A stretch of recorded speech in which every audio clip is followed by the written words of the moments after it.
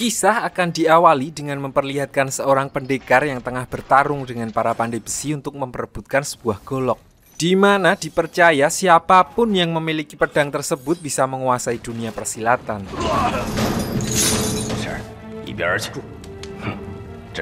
Pertarungan itu menarik perhatian salah satu dari 7 pendekar Wudang, yang mana para murid perguruan Wudang terkenal baik dan juga kehebatannya dalam bertarung.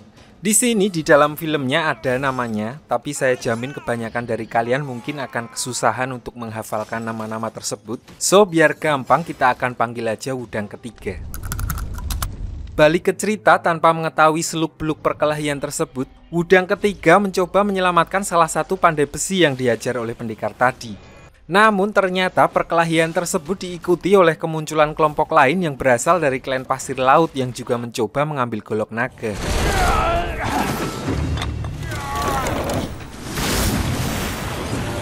Melihat hal itu dari kejauhan, Wudang ketiga mengseruk genteng dan berhasil mengalahkan semua anggota klan pasir dengan easy.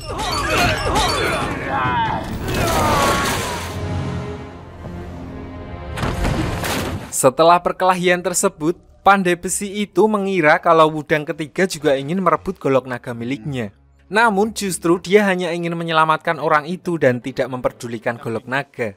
Melihat obsesi pandai besi yang tergila-gila dengan golok naga, Wudang ketiga akhirnya memutuskan untuk pergi meninggalkannya. Namun di saat yang bersamaan mereka kembali diserang oleh klan pasir laut yang kembali mencoba mengambil golok tersebut.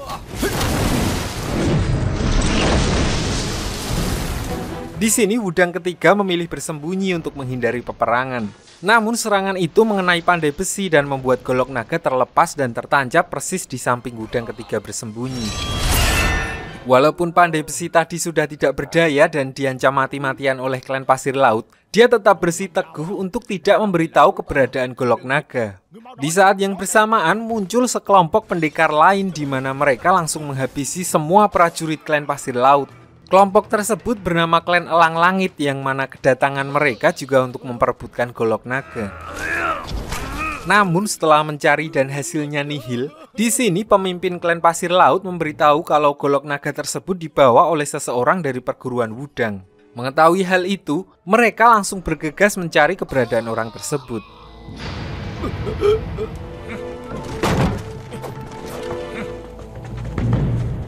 Sementara itu kembali ke Wudang ketiga, setelah kondisi di sekitar aman, dia keluar dari tempat persembunyiannya. Melihat pertumpahan darah dan kekacauan yang terjadi akibat memperebutkan golok naga, Wudang ketiga memutuskan untuk membawa golok naga kembali ke perguruannya.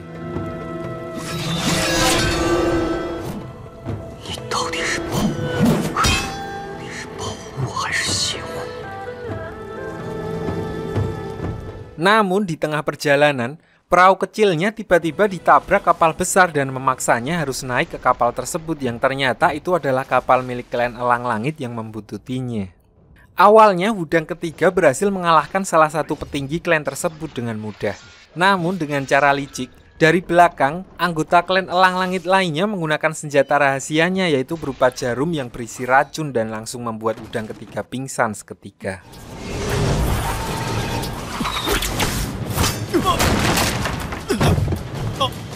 Setelah mendapatkan golok naga, klan Elang Langit lalu pergi mendatangi kurir profesional untuk mengantarkan Wudang ketiga kembali ke perguruannya dengan diberi imbalan kepingan emas yang jumlahnya puluhan kali lipat lebih banyak dari yang seharusnya. Diperlihatkan juga sosok wanita dari klan Elang Langit yang belum diketahui identitasnya, di mana dia mengancam akan membasmi semua orang di agen pengiriman tersebut jika sampai Wudang ketiga terluka saat perjalanan. Singkat cerita, setelah siang dan malam kurir tersebut OTW tanpa istirahat, saat hampir sampai, di kaki gunung perguruan Wudang mereka bertemu dengan seorang pendekar yang mengaku salah satu dari 7 pendekar perguruan Wudang. Mereka berkata kalau mereka akan mengambil alih pengiriman dan membawa Wudang ketiga sampai ke perguruan Wudang. So di sini pemimpin kurir tadi langsung menyerahkan Wudang ketiga ke orang tersebut, sehingga dia bisa mencairkan bonusnya untuk depo lagi.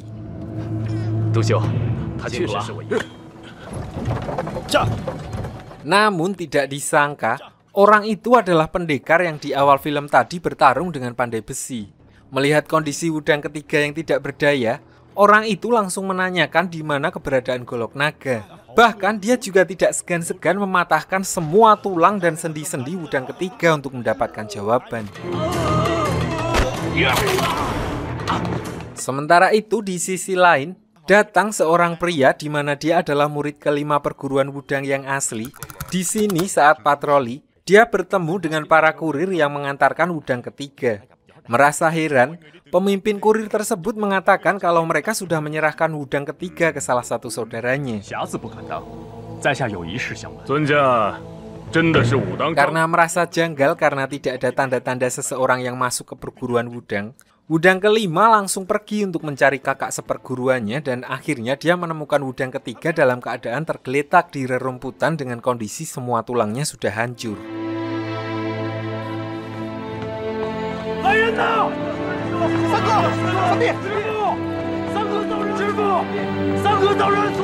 Sesampainya di perguruan Wudang, setelah diberi pengobatan dan berhasil mengeluarkan jarum yang ada di tubuh Wudang ketiga, pemimpin perguruan Wudang sekaligus guru dari 7 pendekar Wudang memvonis kalau Wudang ketiga akan lumpuh untuk beberapa tahun ke depan. Mendengar hal itu dengan perasaan sangat marah, Wudang kelima langsung menghajar pemimpin kurir tadi karena dianggap ceroboh dan tidak bertanggung jawab atas keselamatan kakak seperguruannya. Di tengah keributan itu, Wudang kelima menemukan bukti berupa emas yang terdapat tanda jurus jari baja yang konon hanya dimiliki oleh petinggi Shaolin. Yang artinya Wudang ketiga dicelakai oleh seseorang dari klan Shaolin. Mengetahui hal itu, pemimpin Wudang langsung menyuruh murid pertamanya untuk pergi ke klan Shaolin demi menyelidiki kasus perihal jurus jari baja tersebut. Di sini Wudang kelima juga mendapatkan info kalau ternyata yang menyuruh kurir pengiriman itu berasal dari seseorang yang bermarga Yin. So dia juga berniat untuk pergi ke kantor pusat kurir tersebut untuk mencari petunjuk tentang pelaku yang mencelakai kakak seperguruannya.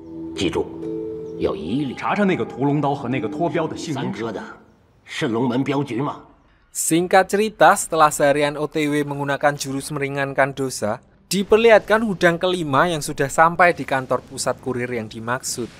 Di dalam, dia dikejutkan dengan semua karyawan kurir yang sudah innalillahi karena habis diserang oleh seseorang. Di sini pemimpin kurir langsung menuduh dan mengira kalau pelakunya adalah Wudang kelima. Lalu klan Shaolin yang melihat penjelasan dari pemimpin kurir tersebut langsung menyerangnya dan akhirnya geger geden pun tidak bisa dihindari.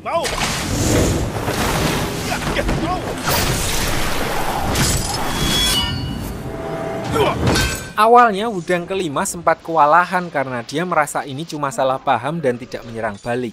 Namun dari kejauhan, dia dibantu oleh seseorang berbaju putih yang dengan mudah berhasil mengalahkan beberapa orang dari klan Shaolin.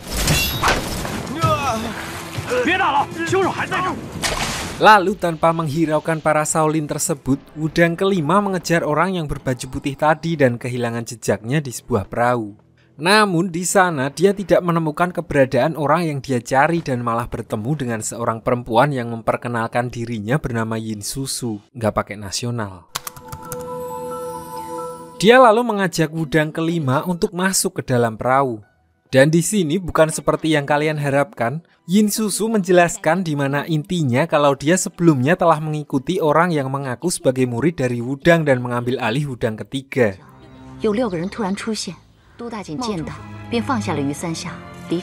Dia juga sempat adu mekanik dengan orang tersebut. Namun karena level kemampuannya berada jauh di atasnya, akhirnya Yin Susu tidak bisa menyelamatkan Wudang ketiga dan harus terkena senjata rahasia dari orang yang membawa Wudang ketiga.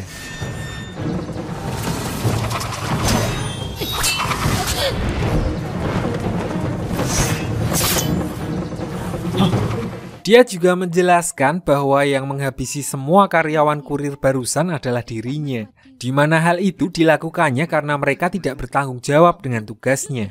Mengetahui niat baik Yin Susu yang akan menyelamatkan kakak seperguruannya, Wudang kelima lalu memberikan obat untuk menyelamatkan nyawanya yang terkena racun.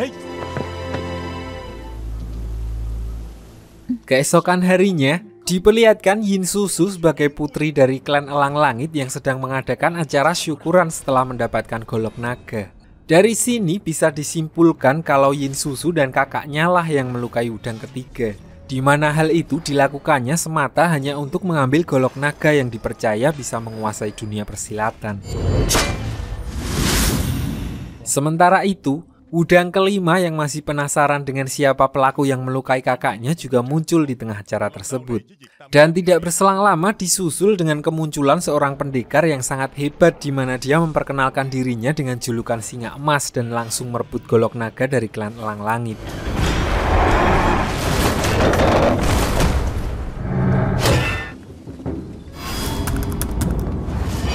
Di sini sempat terjadi baku hantam antara Yin Susu dan Singa Emas yang meminta golok tersebut untuk dikembalikan. Namun karena ilmu bela diri yang dimiliki Singa Emas jauh di atas Yin Susu, Singa Emas berhasil mengalahkannya dengan mudah. Tidak sampai di situ, dia juga menantang semua orang yang ada di sana dan juga mengancam akan membunuh mereka. Di mana hal itu dilakukannya untuk menyembunyikan informasi terkait tentang dirinya yang saat ini mempunyai golok naga. Wudang kelima yang berada di sampingnya terlihat tidak setuju dengan rencana keji Singa Emas dan langsung mengajaknya bertarung. Namun mengingat kekuatan Singa Emas yang sangat hebat, Wudang kelima mengajaknya berlomba membuat kaligrafi ala Cina. Dan karena Singa Emas dulu waktu SD nilai pelajaran sastranya merah, kali ini Singa Emas mengakui kekalahannya dan memuji kungfu Wudang kelima yang dipadukan dengan literatur sastranya.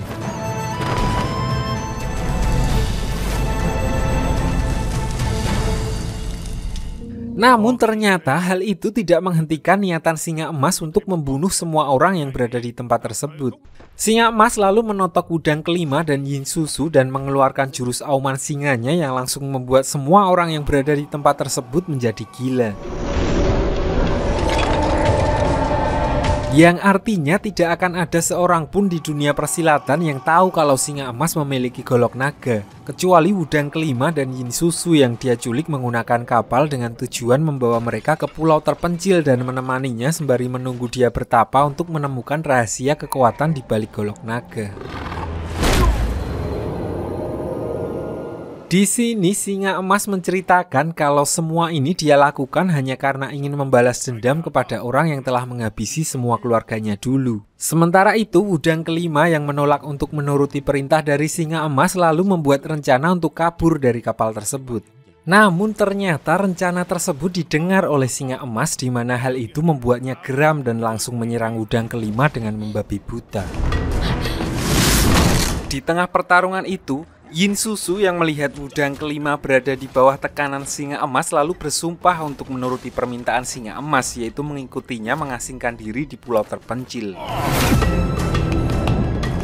Tidak berselang lama, tiba-tiba terjadi badai yang melanda kapal mereka diikuti petir dan gemuruh yang terus menyambar. Di mana hal itu membuat Singa Emas teringat dengan kematian keluarganya dan berteriak sumpah serapah sampai-sampai membuatnya tidak mengenali siapapun.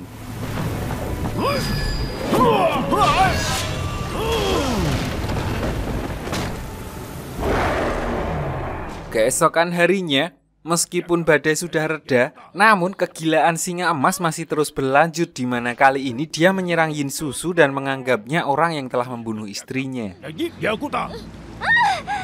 Melihat kejadian itu, tanpa pikir panjang Wudang kelima langsung menyerang dan mengajak berduel Singa Emas. Namun tentu saja pendekar Wudang ini bukanlah lawan yang sepadan dan tidak butuh waktu lama Singa Emas dengan mudah mengalahkan Wudang kelima. Melihat Wudang kelima yang terpojok, tidak punya pilihan lain, Yin Susu langsung mengeluarkan senjata rahasianya tepat ke arah mata Singa Emas dan seketika membuat matanya buta. Namun hal itu tidak menghentikan kemarahannya dan malah semakin membabi buta. Akibat amukan ganasnya, kapal mereka terbelah dan tenggelam ke dalam laut.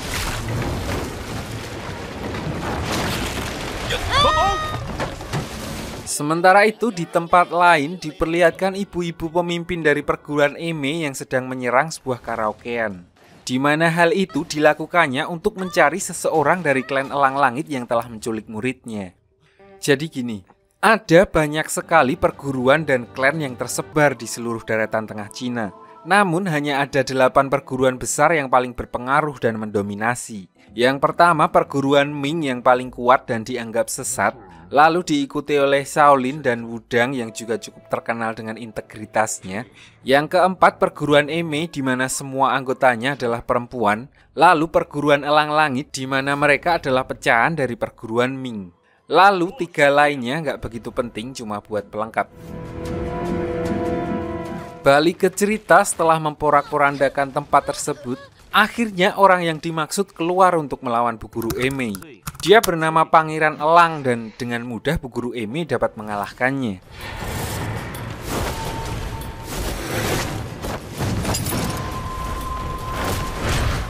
Sementara itu muridnya yang lain menyelamatkan senior mereka yang sudah dikurung selama beberapa hari oleh perguruan Elang Langit. Tidak berselang lama, ayah dari Pangeran Elang dan Yin Susu juga muncul di tempat tersebut. Dia adalah pemimpin dari Elang Langit yang mempunyai julukan Elang Putih. Bersama dengan Singa Emas, dia adalah salah satu dari 4 pilar pelindung di bawah naungan perguruan Ming. Namun karena ketua perguruan Ming sudah meninggal, akhirnya dia memisahkan diri dan membuat perguruan sendiri.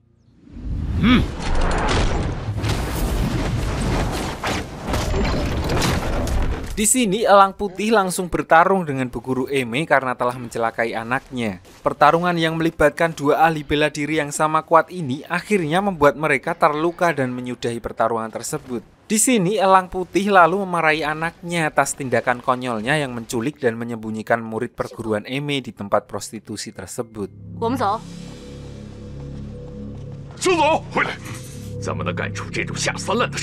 Singkat cerita, setelah balik ke perguruannya, diperlihatkan Bu Guru Emei yang sedang mengamati salah satu muridnya yang paling lumayan bernama Xiaofu. Di sini Bu Guru Emei merasa bangga dengan muridnya tersebut dan secara terang-terangan berkata kalau suatu saat dia akan mengangkat Xiaofu untuk menggantikan posisinya sebagai pemimpin perguruan Emei. Tentu saja hal itu membuat Xiaofu kaget dan berkata kalau dia merasa tidak pantas untuk menggantikan posisi gurunya, mengingat ilmu dan pengalamannya masih standar. Lalu kembali ke Wudang kelima dan Yin Susu yang masih berada di tengah lautan. Di sini mereka menemukan bongkahan es dan memanfaatkannya menjadi sebuah rakit. Hingga akhirnya mereka menemukan pulau kecil tak berpenghuni untuk tempat tinggal sementara. Melihat kesempatan hidup, mereka lalu menyatakan perasaan masing-masing. Namun Wudang kelima menyadari kalau mereka kembali, pernikahan mereka akan sangat ditentang oleh perguruan masing-masing. Karena Wudang kelima berasal dari perguruan terang, sedangkan Yin Susu berasal dari perguruan sesat. Namun karena udah dalam, ya udah bodo amat. Dengan disaksikan langit, mereka lalu berlutut menyatakan ikrar nikah ala sana yang sangat sederhana namun sakral.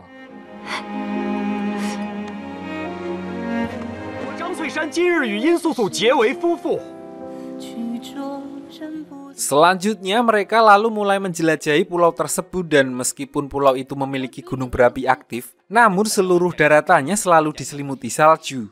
Dari sinilah Wudang kelima menamai pulau tersebut dengan nama Pulau Es Api.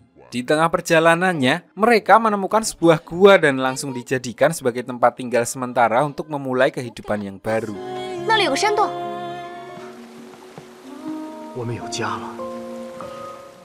Setelah melewati beberapa rintangan, akhirnya Wudang kelima dan Yin Susu mulai terbiasa dengan kehidupan baru mereka. Sampai pada suatu hari, saat mereka sedang mencari ikan, dari kejauhan mereka melihat singa emas yang ternyata juga selamat atas insiden kapal karam beberapa waktu lalu dengan kondisi pingsan.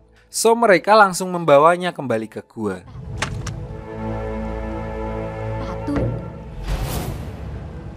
Setelah menunggu beberapa saat, akhirnya singa emas tersadar dari pingsannya. Di sini mereka lalu meminta maaf soal insiden yang membuat matanya buta. Mereka terpaksa melakukan itu karena kelakuan singa emas yang mengamuk.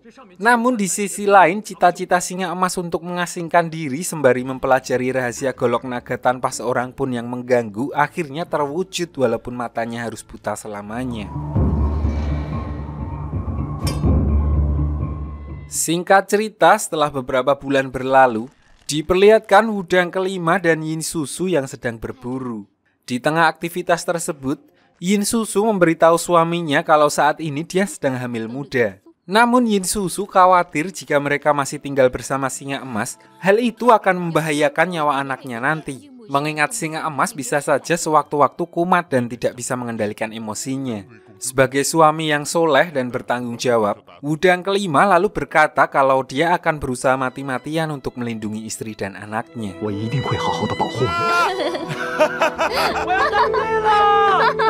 Tidak terasa usia kandungan Yin Susu saat ini sudah memasuki usia 9 bulan dan siap melahirkan kapan saja. Malam harinya badai petir lagi-lagi muncul dan hal itu membuat singa emas bersama golok naganya yang sedang duduk di luar gua mendadak kumat. Di sini dia sempat menyumpahi nama gurunya sekaligus orang yang telah membunuh semua anggota keluarganya termasuk istri dan anaknya yaitu Cheng Kun, si tangan petir. Singa emas yang masih dikuasai kemarahan lalu masuk ke dalam gua dan langsung mengamuk menyerang Wudang kelima yang sedang mencoba menenangkannya. Kibasan golok naganya membuat Wudang kelima kewalahan dan hampir membuat nyawanya melayang. Mengingat kungfu yang dimiliki singa emas sangat jauh dibanding dengan Wudang kelima.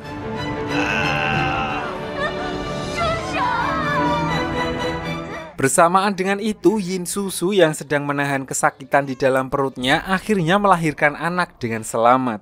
Dan mendengar suara tangisan bayi, seketika amarah singa emas langsung mereda.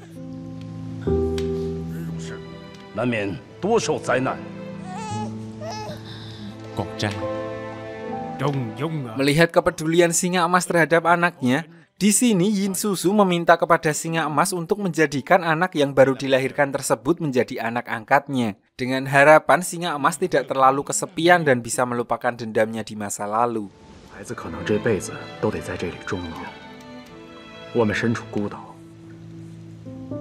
Tentu saja hal itu membuat singa emas merasa sangat senang karena bisa menjadi pengganti anaknya yang waktu itu dihabisi oleh Cheng Kun.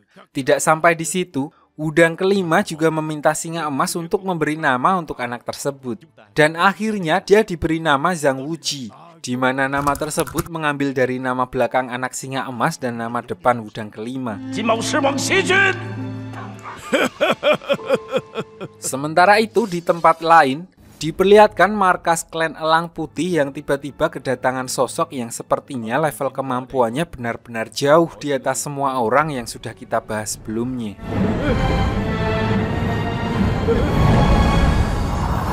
Dia secara brutal merusak pintu masuk dan memperkenalkan dirinya bernama Yang Xiao, di mana dia adalah utusan kiri atau bisa disebut orang nomor 2 di perguruan Ming. Karena kehebatannya itulah dia menjadi sombong dan akhirnya kebanyakan orang di perguruan Ming tidak menyukainya.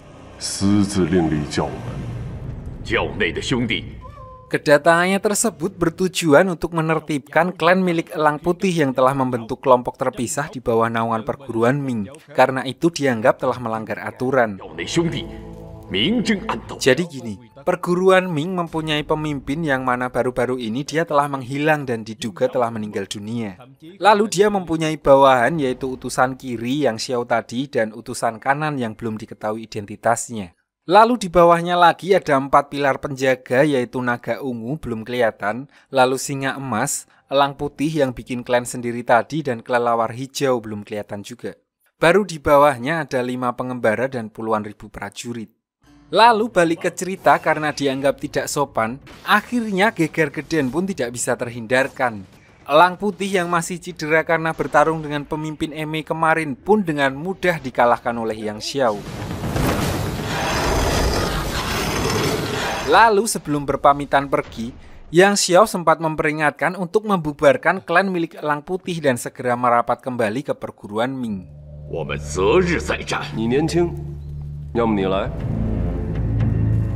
Setelah itu Yang Xiao juga pergi ke perguruan Eme.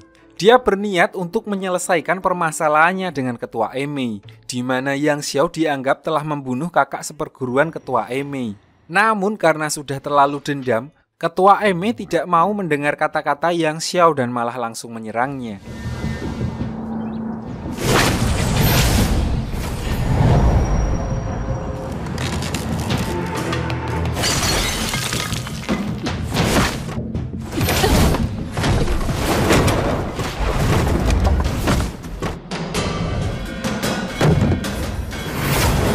Namun di sini Yang Xiao terlihat tidak terlalu serius melawan orang-orang tersebut dan sampai pada akhirnya dia malah membawa salah satu muridnya yaitu Xiao Fu untuk dijadikan tawanan.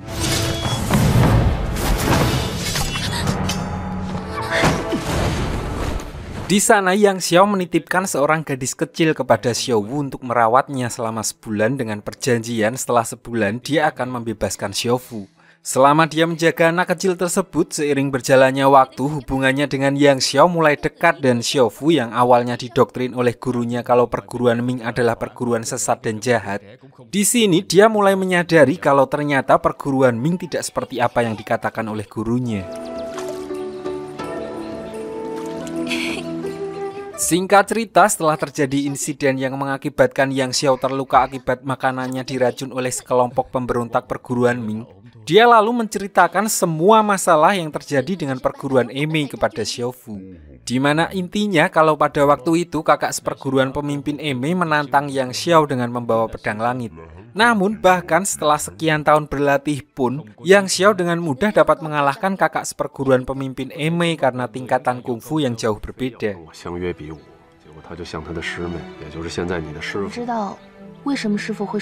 Lalu karena frustasi, dalam perjalanan pulang, kakak seperguruan Emei tersebut memutuskan untuk unggul.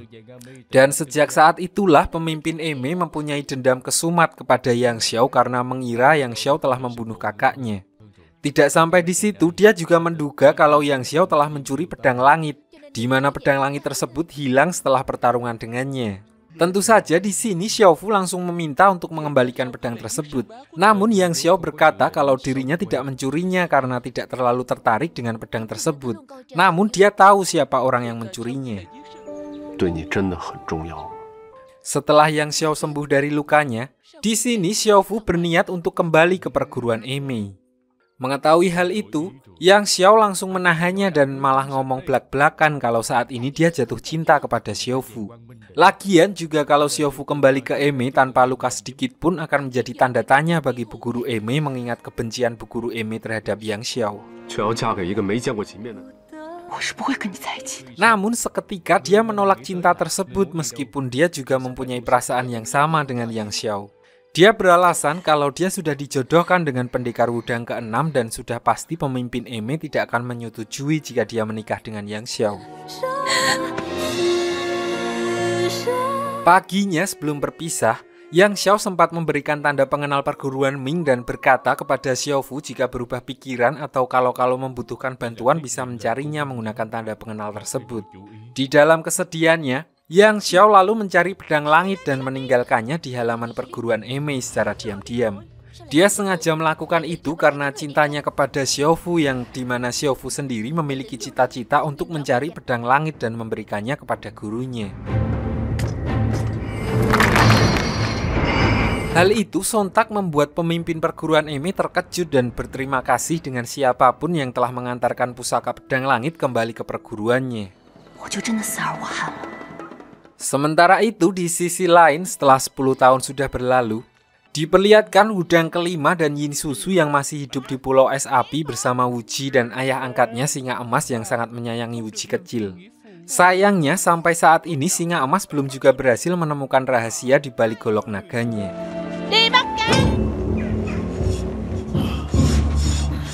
Di sini Wudang kelima memberitahu kepada Singa Emas untuk tidak terlalu berambisi menguak rahasia golok tersebut. Lalu akhirnya Singa Emas menjelaskan dan menceritakan kronologi dan kisah tragis masa lalunya di mana Singa Emas sejak kecil sudah menjadi murid Cheng Kun. Setelah dewasa dia lalu menikah dan dikaruniai anak yang diberi nama Wuji.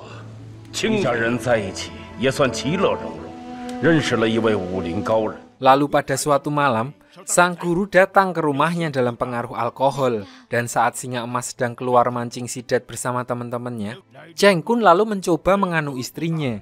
Namun hal itu diketahui oleh ayahnya sehingga dengan terpaksa Cheng Kun menghabisi semua anggota keluarganya agar perbuatannya tidak ketahuan oleh Singa Emas. Sejak saat itulah Singa Emas berniat untuk balas dendam dan bahkan dia belajar jurus yang dapat merusak tubuhnya sendiri demi agar kekuatannya tidak kalah saat bertarung dengan gurunya yaitu Cheng Kun. Namun semenjak kejadian itu, Cheng Kun tidak pernah keluar dari tempat persembunyiannya. Dan hal itu membuat singa emas frustasi dan melampiaskan kemarahannya tersebut dengan melakukan pembunuhan besar-besaran atas nama Cheng Kun. Di mana hal itu dilakukannya untuk mencoreng nama baik Cheng Kun di dunia persilatan. Namun upayanya tersebut tetap saja tidak berhasil memancing keluar Cheng Kun dari persembunyiannya. Sampai suatu hari, dia bahkan berniatan untuk menghabisi Wudang pertama untuk menggemparkan dunia persilatan. Namun saat akan eksekusi, dia dihampiri oleh kepala biksu Shaolin saat itu, di mana kemunculannya adalah untuk memberitahu kalau kemampuan singa emas saat ini tidak akan cukup untuk melukai Cheng Kun. So biksu tersebut menawarkan perjanjian dengan memberikan kesempatan untuk singa emas mengeluarkan 13 kali pukulan sebagai pengganti nyawa keluarganya. Jika pukulan tersebut bisa melukai sang biksu, maka dia akan memanggil Cheng Kun keluar dari persembunyiannya. Namun sebaliknya, jika 13 pukulan itu tidak bisa melukai sang biksu, maka singa emas harus berjanji untuk melupakan balas dendamnya. Tanpa basa-basi, singa emas pun langsung mengumpulkan tenaganya dan mulai memukul biksu tersebut. Di sini biksu itu terlihat mempunyai jurus defense yang sangat kuat, di mana hal itu dibuktikan ketika singa emas memukulinya dengan begitu brutal, dan bahkan sampai pukulan ke-13 pun dia tidak bisa menembus pertahanan dari pemimpin biksu Shaolin tersebut. Sampai akhirnya singa emas mulai menggunakan trik licik dengan berpura-pura akan bunuh diri di hadapannya. Melihat hal itu, biksu tadi lalu mencoba untuk menghentikannya, namun hal itu malah dimanfaatkan oleh singa emas dengan memukul biksu itu dengan kekuatan penuhnya.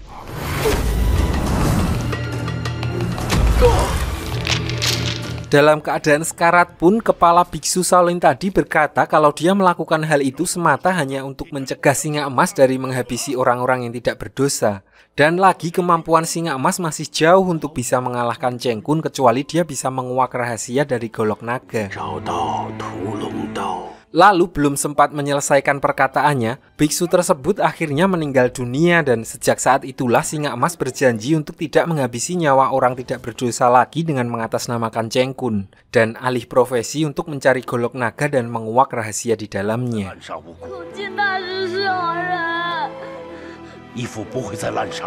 Keesokan harinya diperlihatkan singa emas sedang merasakan arah angin yang dia amati selama beberapa tahun terakhir dan berkata di mana intinya dengan memanfaatkan angin tersebut, mereka bisa berlayar dan kembali ke daratan tengah. Beberapa hari sebelum berlayar, singa emas sempat memberi ilmu dengan membekali Wuji ilmu bela diri dengan sangat keras. Namun walaupun keras, singa emas terlihat sangat menyayangi anak angkatnya tersebut. Singkat cerita, tiba hari di mana angin berhembus menuju daratan tengah. Mereka lalu mempersiapkan semuanya untuk bergegas meninggalkan Pulau Es Api. Namun tanpa diduga, alasan kerasnya singa emas melatih Wuji selama beberapa hari terakhir ini adalah karena dia memilih tinggal di tempat tersebut sendirian dan menolak untuk ikut berlayar. Walaupun Wudang kelima terus membujuknya dengan cara apapun, singa emas tetap bersikeras akan tetap tinggal di sana. Dia beralasan jika dia ikut pulang, maka itu akan merepotkan mereka di mana singa emas saat ini mempunyai banyak sekali musuh akibat perbuatan brutal yang dia lakukan. Terlebih dia mempunyai golok naga di mana pasti dia akan diincar oleh semua pendekar di daratan tengah. Dan akhirnya dengan terpaksa mereka meninggalkan singa emas di Pulau Es Api sebatang kara.